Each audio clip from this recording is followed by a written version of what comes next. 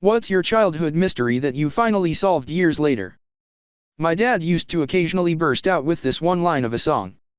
Said Barnacle Bill the Sailor. Only ever that line.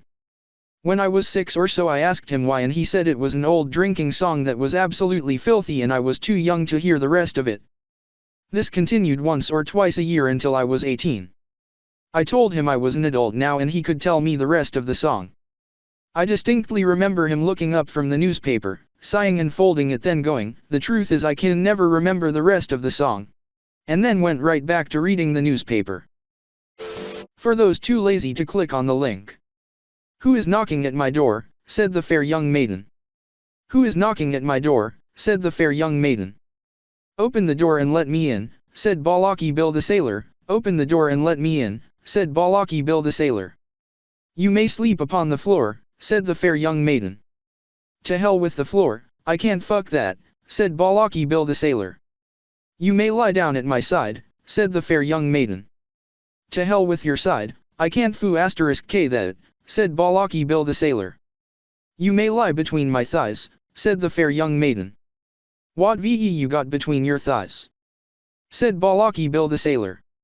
"Oh, I've got a nice pin cushion," said the fair young maiden.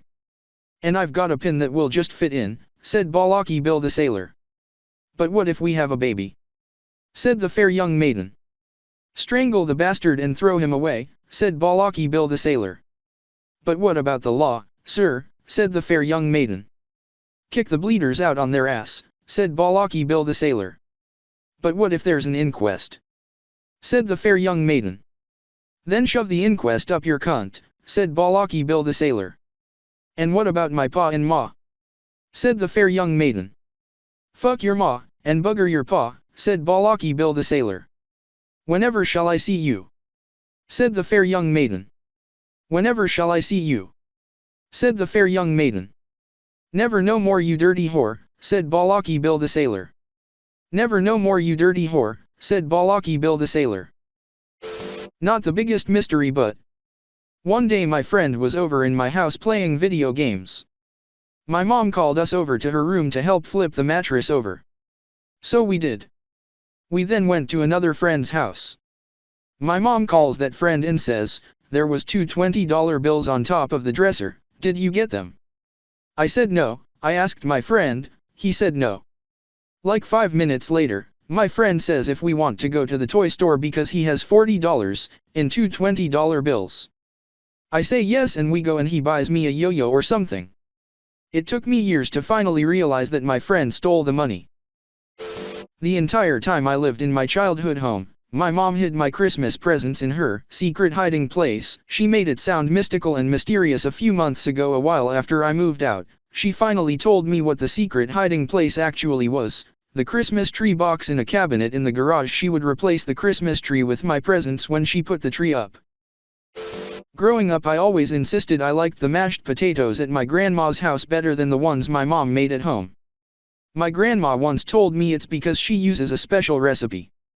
I found out last year that my mom hand mashes her potatoes. My grandma just gets the Betty Crocker boxed shit. Her special recipe, I was gonna get what she dies as Betty fucking Crocker. Ouch. I just imagine how that must have been for your mom. Once when I was about 7 or 8, my family was having a pool party and my 20-something aunt was sitting by the pool with a glass of clear liquid. I was hot and thirsty, so I reached for her drink, and she said, "Don't drink that, it's pool water."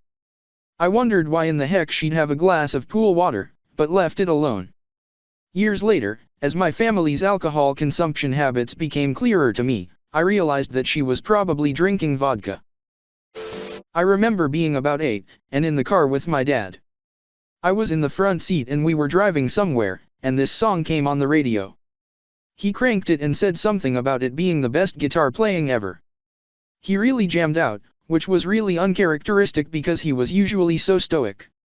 It was the only time I heard the song, and he died before I could ever ask him what song it was. When I asked around, no one knew WTF I was talking about or what song I was thinking of. So I had this melody in my head for years, but how do you look up a song that has no lyrics? So for years and years, this song stayed on the back burner in my brain. I was afraid to forget it. Somehow this story pops up when I'm like 26 or so, chatting with my husband, and we searched YouTube for best guitar songs.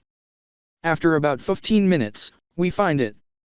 Cliffs of Dover was the song that I'd burned into my brain on repeat for 16 years. Now I jam out to it with my kids.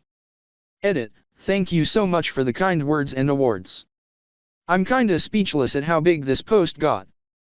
But thank you. When I was in elementary school, I always wondered what the teacher's staff room was like. It seemed so mysterious, and I remember trying to get a peek anytime I walked by and the door would open.